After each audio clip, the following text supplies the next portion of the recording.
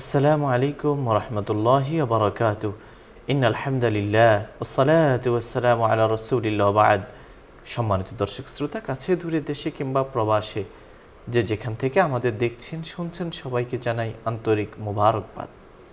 আশা করছি আল্লাহ তাআলার মেহেরবানিতে ভালো আছেন। আমরা দোয়া করি রব্বুল আলামিন সবাইকে সুস্থ, নিরাপদ ও নেক হায়াত দান করুন। বরাবরের মতো আমরা চেষ্টা করেছি দেশের একজন বিশিষ্ট ইসলামী চিন্তাবিদকে আমন্ত্রণ জানাবার জন্য। আলোকিত প্রতিদিন অনুষ্ঠানে কোরআন সুন্নাহর আলোকে আলোকিত জীবন গড়ার নির্দেশনা দেয়া হয়। আজ আমাদের সঙ্গে যোগ দিয়েছেন জামিয়া ইসলামিয়া হাজী মিসির আলী নারায়ণগঞ্জের সম্মানিত শিক্ষা সচিব, বিশিষ্ট লেখক, গবেষক, শিক্ষক, মুহাদ্দিস শায়েখ আনসারুল্লাহ ইরফানী। আসসালামু আলাইকুম রহমতুল্লাহি ওয়া বারাকাতুহু। ওয়ালাইকুম আসসালাম ওয়া রাহমাতুল্লাহি ওয়া বারাকাতুহু। মোহতারাম, কেমন আছেন? আলহামদুলিল্লাহ ভালো আছি, আপনি কেমন আছেন? আলহামদুলিল্লাহ। প্রিয় দর্শক শ্রোতা, আজ আমরা যে বিষয়ে আলোচনা করব সেটি হলো শাবান মাসের ফজিলত ও করণীয়। শাবান মাস রজব মাসের পর মাহে রমাদানের আগের মাস। শাবান মাস রাসূলুল্লাহ সাল্লাল্লাহু আলাইহি ওয়াসাল্লাম বিশেষ মর্যাদাপূর্ণ এবং আমলময় করে তিনি এটাকে পালন করতেন। বলা যায় যে মাহে রমাদানের প্রস্তুতি রজব থেকে শুরু হলেও শাবান মাসে পরিপূর্ণ প্রস্তুতি তিনি নিতেন এবং সেই প্রস্তুতিগুলো রয়েছে হাদিসের বিভিন্ন বিবরণে। রাসূলুল্লাহ সাল্লাল্লাহু আলাইহি ওয়াসাল্লাম শাবান মাসকে তার নিজের মাস বলেও চিত্রিত করেছেন, চিহ্নিত করেছেন। শাবান মাস আমাদের সামনে সমাগত। এই মাসের চাঁদ উদিত হয়েছে ইতিমধ্যেই। দেশে দেশে মানুষ নফল ইবাদতের প্রতি এই মাসে নিয়ত করেছে, অনুরাগী হয়েছে। মুমিন মুসলমান হিসাবে আমাদের করণীয় হলো এই মাসের ফজিলত এবং করণীয় দ্রুত জেনে নেওয়া, পাশাপাশি আমাদের আমলি জীবনে সেটাকে বাস্তবায়িত করার চেষ্টা করা। আসুন আমরা আমাদের সম্মানিত অতিথির কাছ থেকে এ বিষয়ে সবিস্তারে জানব ইনশাআল্লাহ। নাহমাদুহু ওয়া নুসাল্লি আলা রাসূলিহিল কারীম, আম্মা বা'দ। ক্বালা আল্লাহু তাবারাকা ওয়া তাআলা, আউযু বিল্লাহি মিনাশ শাইতানির রাজীম। ওয়াসারি'উ ইলা মাগফিরাতিম মির রাব্বিকুম ওয়া জান্নাতিন 'আরদুহাস সামাওয়াতু ওয়াল আরদ উ'ইদ্দাত লিল মুত্তাকিন। সাদাকাল্লাহু মাওলানাল আযীম। অসংখ্য শুকরিয়া নিউজ 24 এই পরিবারকে শাবান মাসের শুরুতেই মুসলিম উম্মার, বিশেষ করে ধর্মপ্রাণ মুসলমানদের রমাদানের প্রস্তুতি উপলক্ষে শাবান মাসের ফজিলত এবং করণীয় বিষয়ে একটি গুরুত্বপূর্ণ টপিকস তারা নির্ধারণ করেছেন। আমরা আশা করব ধর্মপ্রাণ মুসলমান যারা ইবাদতের জন্য নিজেদেরকে উদ্যোগী করেছেন, আজকের এই আলোচনাটি তাদের জন্য পুরো শাবান এবং রমাদানের সম্পূর্ণ ইবাদতে কাটানোর জন্য মাইলফলক হিসেবে কাজ করবে ইনশাআল্লাহ। সম্মানিত হাজিরিন, দিন রাতের আবর্তন মহান আল্লাহর সৃষ্টির রহস্যের এক অনুপম নিদর্শন। এই পরিবর্তনের মাধ্যমে মানুষ তাদের সময়কে নির্ধারণ করে, যেমন 7 দিন 1 সপ্তাহ এবং 30 দিন 1 মাস এবং 12 মাসে বছর। আর এই বিভাজিত সময়ের মধ্যে মহান রব্বুল আলামিন তার প্রিয় বান্দাদের জন্য রেখেছেন বিভিন্ন সময়ের বিভিন্ন গুরুত্বপূর্ণ ইবাদত। যেমন আমরা জানি, দিন রাতে 5 ওয়াক্ত নামাজ ফরজ, সপ্তাহে 1 দিন জুমা ফরজ এবং বছরে একবার রমাদানের রোজা। এবং ফরজ আমলের পাশাপাশি আল্লাহ পাক রব্বুল আলামিন বিভিন্ন সময়ে কিছু গুরুত্বপূর্ণ নফল ইবাদত রেখেছেন। সেই নফল ইবাদতগুলো অনেক সময় ডবল এবং দ্বিগুণ সওয়াবের অধিকারী করে আমলকারীদেরকে। আর এই গুরুত্বপূর্ণ সময়গুলো মানব জীবনে বিভিন্ন সময়ে বারবার তাদের সামনে আসে এবং বুদ্ধিমান ব্যক্তিরা এই সময়গুলোকে কাজে লাগিয়ে তাদের দুনিয়া এবং আখিরাতের কল্যাণের রাস্তা খুঁজে নেয়। শাবান মাস সেই সকল ক্ষমা এবং পুরস্কার প্রাপ্তির সময়গুলোর মধ্যে অন্যতম গুরুত্বপূর্ণ একটি নফল ইবাদতের মাস।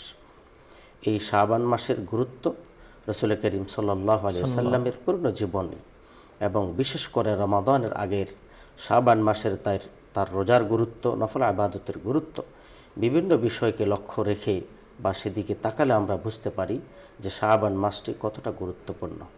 এবং বলা যায় যে সূর্য উদিত হওয়ার আগে সুবহ সাদিক যেমন গোটা পৃথিবীকে আলোর একটি সুসংবাদ দান করে যে অন্ধকার পেরিয়ে তোমাদের সামনে আলো আসবে, তেমনিভাবে পবিত্র রমাদানের ভূমিকা স্বরূপ, ইন্ট্রোডাকশন স্বরূপ শাবান মাস মানুষকে ইবাদতের প্রতি একটি অনুপ্রাণিত করার সুযোগ করে দেয়।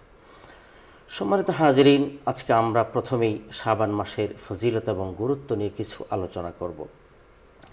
প্রথমে জেনে নেই শাবান মাসের নামকরণ। শাবান এটি আরবি শব্দ।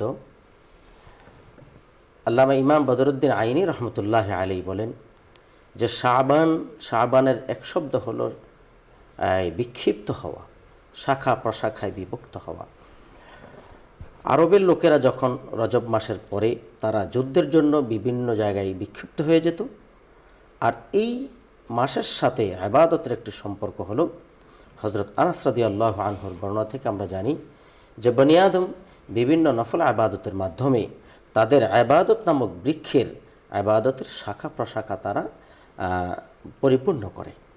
এবং হযরত ইমাম বদরুদ্দিন আইনি রহমতুল্লাহ আলী বলেন লিআন্নাহু ইয়াতাশাআবু ফীহি খায়রুন কাসীর কারামাদানা।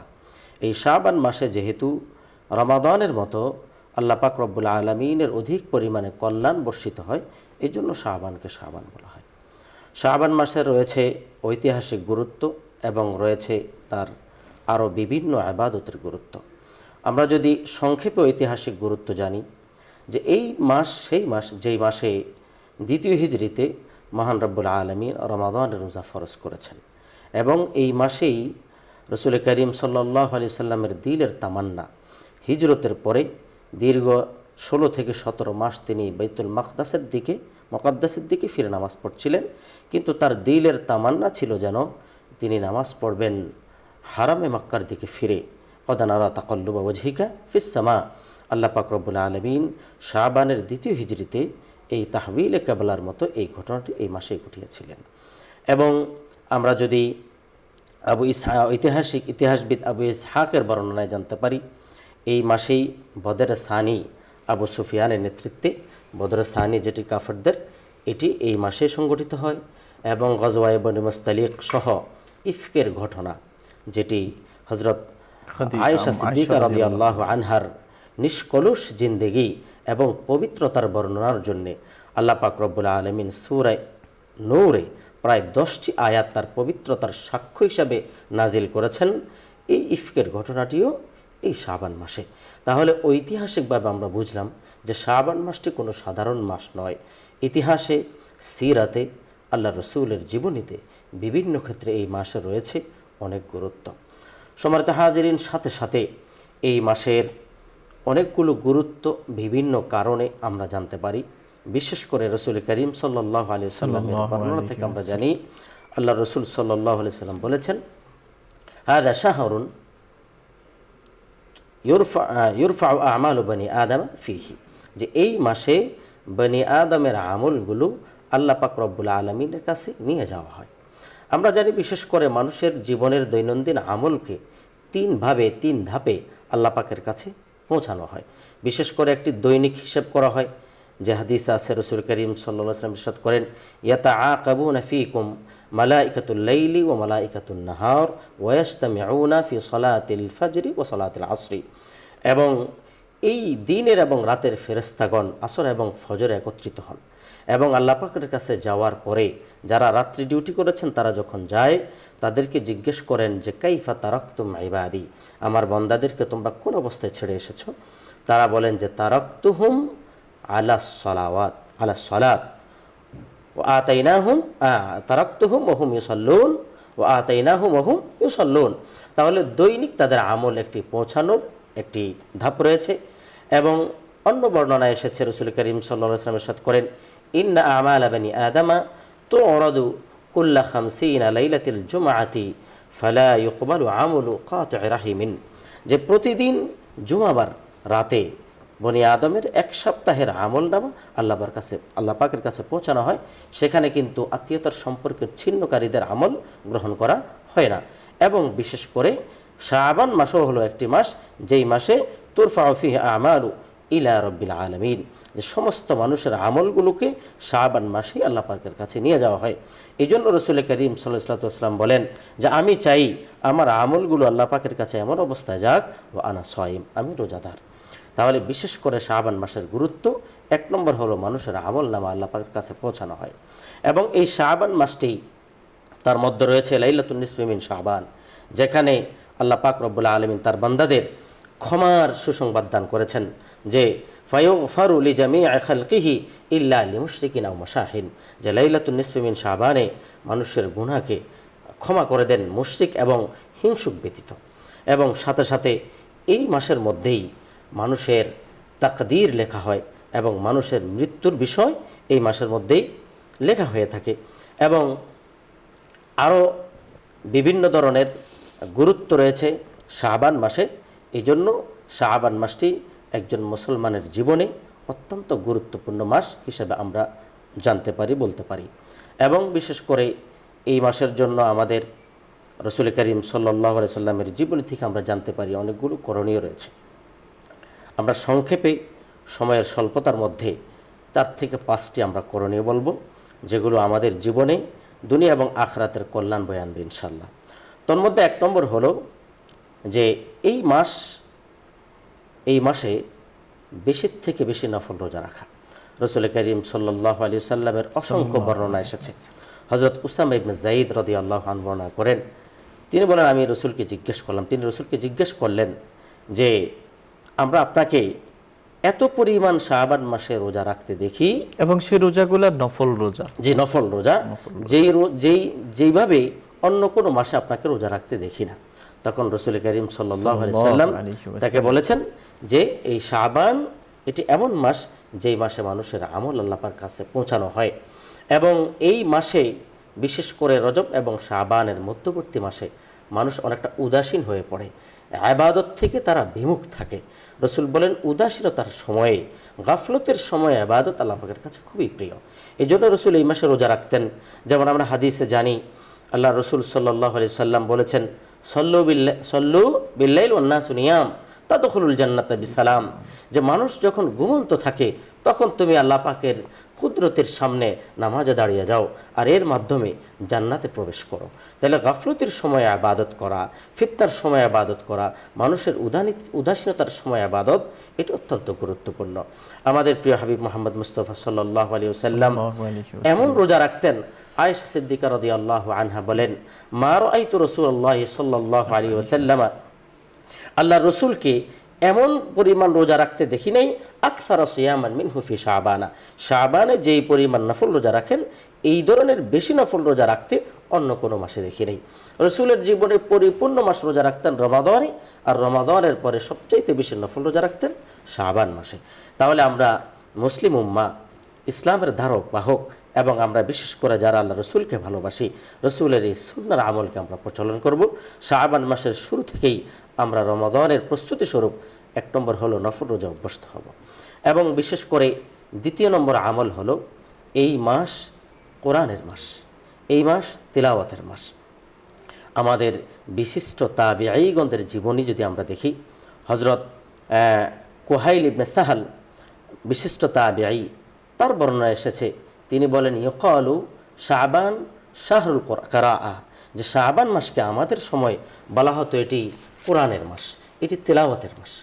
এবং বিভিন্ন সাহাবীর বর্ণনা এসেছে, হযরত ওয়াকানা আমর ইবনে কাইস আল মালাই ইদা দাখালা শাবানা আগলাকা হানুতাহু ওয়া তাফাররাগা লিকিরাআতিল কুরআন, যখন শাবান মাস প্রবেশ করত তিনি তার ঘর দরজা বন্ধ করে নিতেন এবং তিনি কোরআনের জন্য নিজের সময় বের করতেন, পুরো সময়টাকে তিনি কোরআনের তেলাওয়াতের মধ্যে কাটাতেন। এবং সালমান বিন কুহাইল রহমতুল্লাহ আলী সহ আরও বিভিন্ন বিশিষ্ট তাবী থেকে জানা যায় যে কোরআনের তেলাওয়াত এটা শাবানের মধ্যে তারা বেশি করতেন।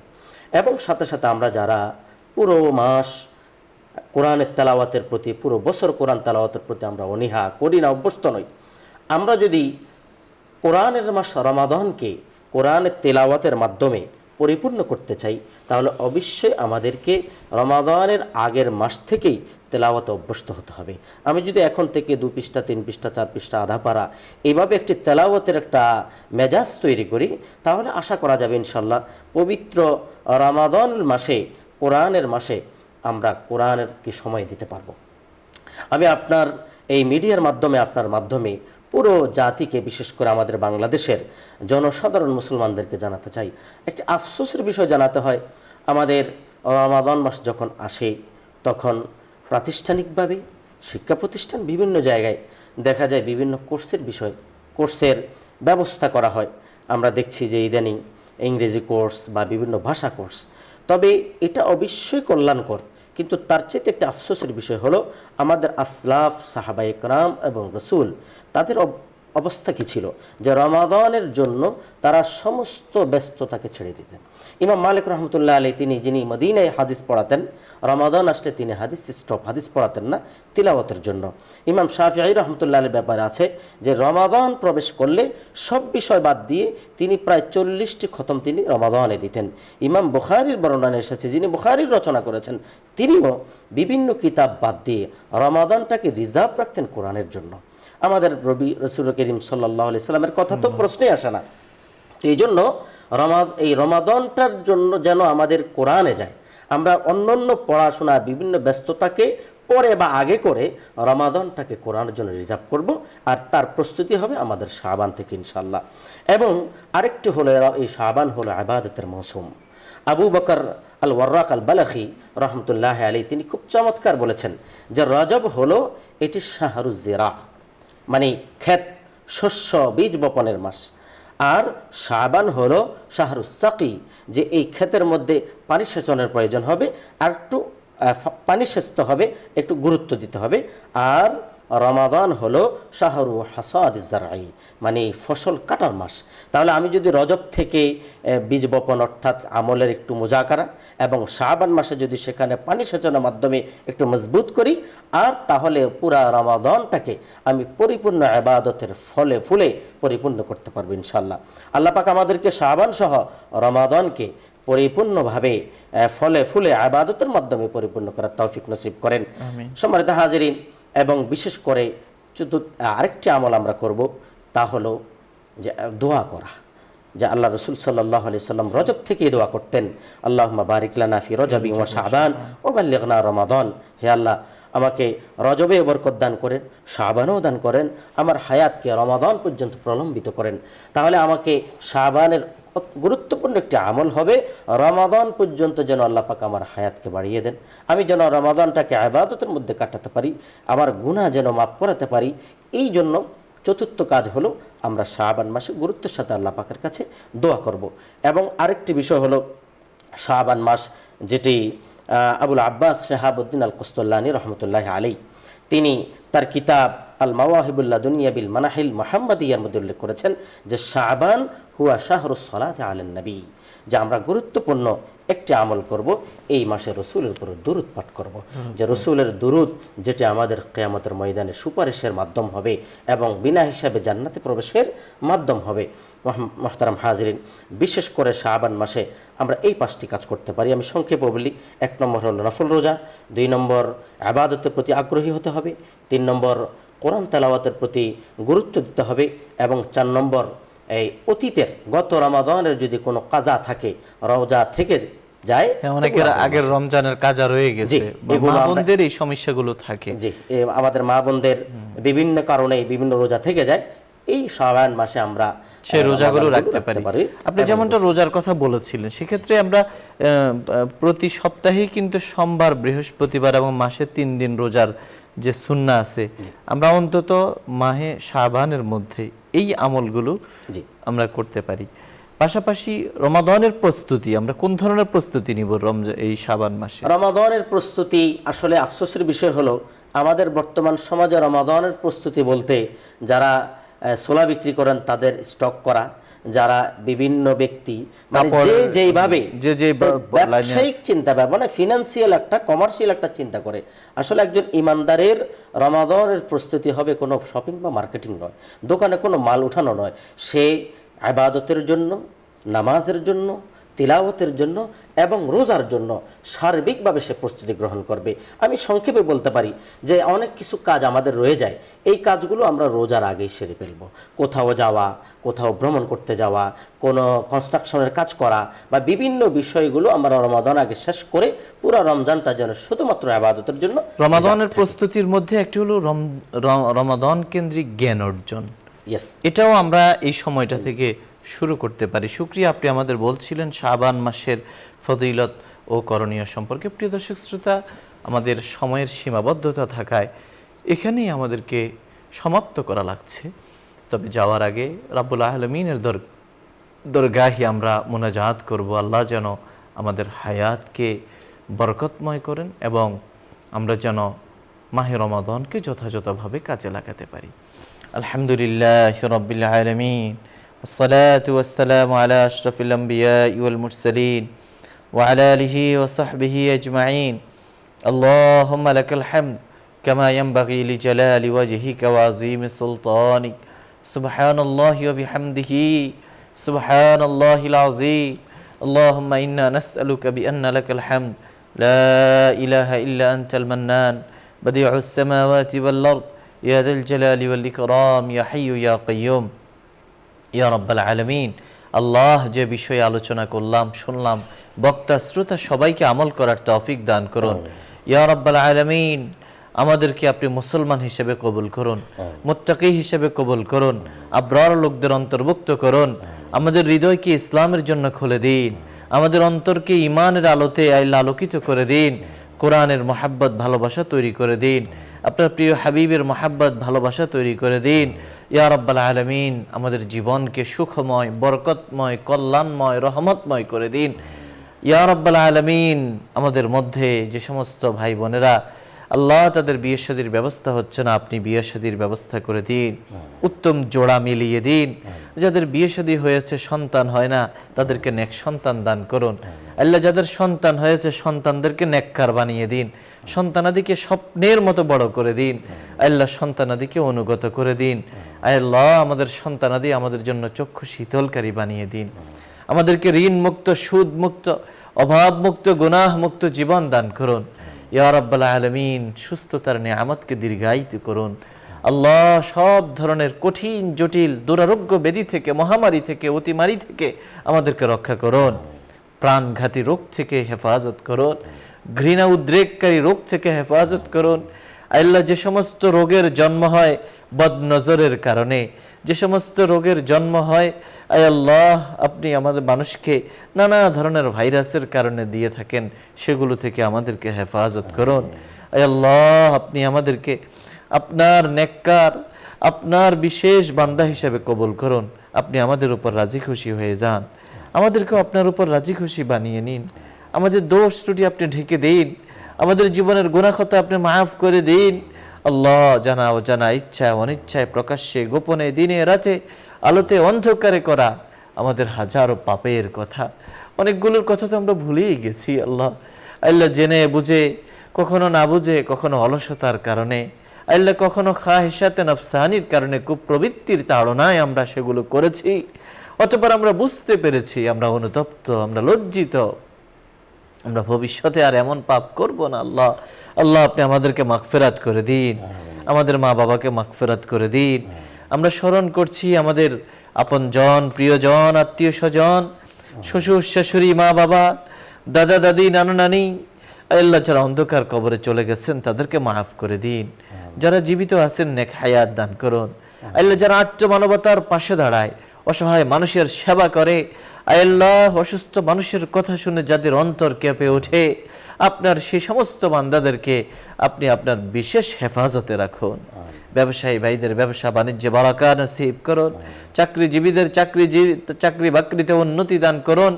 সামনে আমাদের দেশে ইলেকশন আসতেছে, আল্লাহ, এই দেশের মধ্যে শান্তির ফয়সালা করুন, স্থিতিশীলতার ফয়সালা করুন, কল্যাণের ফয়সালা করুন। এই দেশকে আল্লাহ বিশ্ব দরবারে মাথা উঁচু করে দাঁড়াবার তৌফিক দান করুন। ইয়া রাব্বাল আলামিন, আমাদের সমস্ত দোয়া আপনি কবুল করুন। সুবহান রাব্বিকা রাব্বিল ইজ্জাতি আম্মা ইয়াসিফুন, সালামুন আলাল মুরসালিন, আলহামদুলিল্লাহি রাব্বিল আলামিন। প্রিয় দর্শক শ্রোতা, এতক্ষণ ধরে অত্যন্ত ধৈর্য সহ আপনারা শুনছিলেন আপনাদের প্রিয় অনুষ্ঠান আলোকিত প্রতিদিন। পুরো সময় আমাদের সঙ্গে থাকার জন্য ধন্যবাদ। ওমা আলাইনা ইল্লাল বালাগ। আসসালামু আলাইকুম ওয়া রাহমাতুল্লাহি ওয়া বারাকাতুহু।